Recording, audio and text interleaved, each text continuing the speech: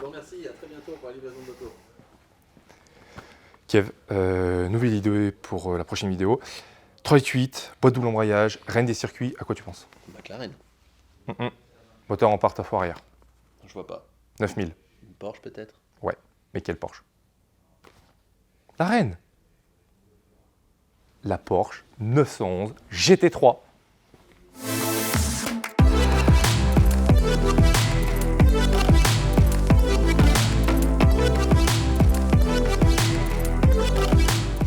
Déjà 22 ans de carrière pour la GT3, présentée pour la première fois en 99 avec la 996.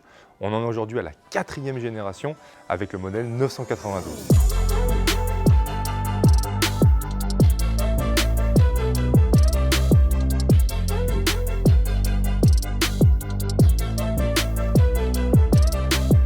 Et la 991 est apparue en 2013, année des 50 ans de la 911.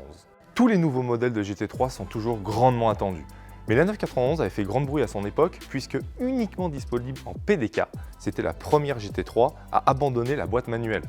Les puristes de la boîte manuelle avaient crié au scandale, et je les comprends, mais la 991 se voulait réellement différente et une vraie évolution par rapport à la 997. La boîte PDK d'origine est une chose, elle était la première GT3 à bénéficier des roues arrière directrices, lui confiant une agilité jamais vue auparavant.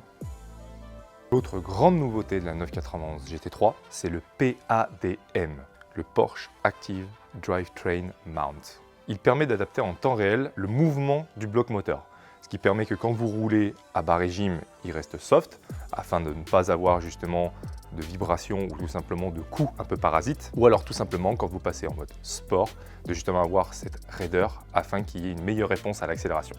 Et le moteur de la GT3 justement, parlons-en, c'est l'âme de cette voiture, c'est ce qui a fait la réputation de la GT3. Ici porté à 3,8 litres, la puissance est de 475 chevaux, délivrée à 8250 tours minute.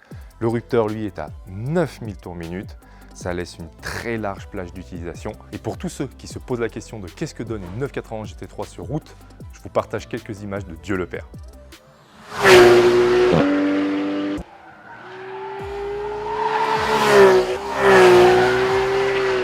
Last 500 RPM. Wow. Just wow.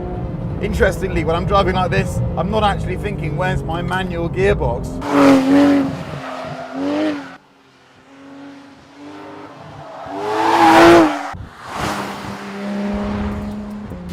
Impressionnant, non?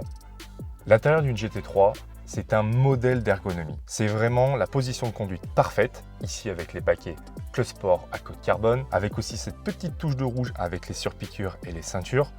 On ne s'y trompe pas, on est dans une ambiance sportive, mais qui n'en fait pas trop.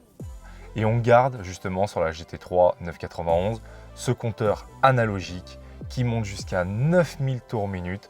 C'est absolument superbe, il est en face de nous. Ça permet de vraiment justement avoir cette dimension encore si spéciale lorsque l'aiguille tape les 9000 tours minute. Et pour résumer cette GT3, elle est la grande prêtresse des sportifs typés piste. Elle est vraiment la polyvalence incarnée. Vous pouvez aller chercher votre baguette le samedi matin et aller chercher le chrono le dimanche. Et le châssis est véritablement une pièce d'orfèvrerie. Précis, agile, hyper communicatif, on ne se lâche jamais d'enrouler les virages avec une telle auto. Et le moteur, il est à lui tout seul un monument de l'automobile. Une bande son qui enivre, une plage d'utilisation ultra large. J'ai roulé il y a peu de temps en Chartreuse avec un modèle similaire à celui-ci et c'est vraiment à croire que les rapports de boîte, le châssis et le moteur ont été développés pour ces routes.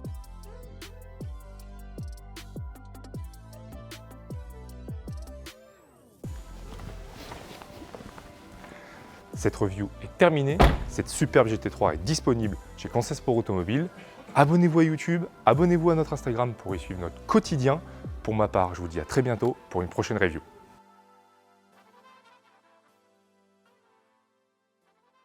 Sur route, c'est tout un univers, c'est vraiment un univers, oui. Comment ne passer...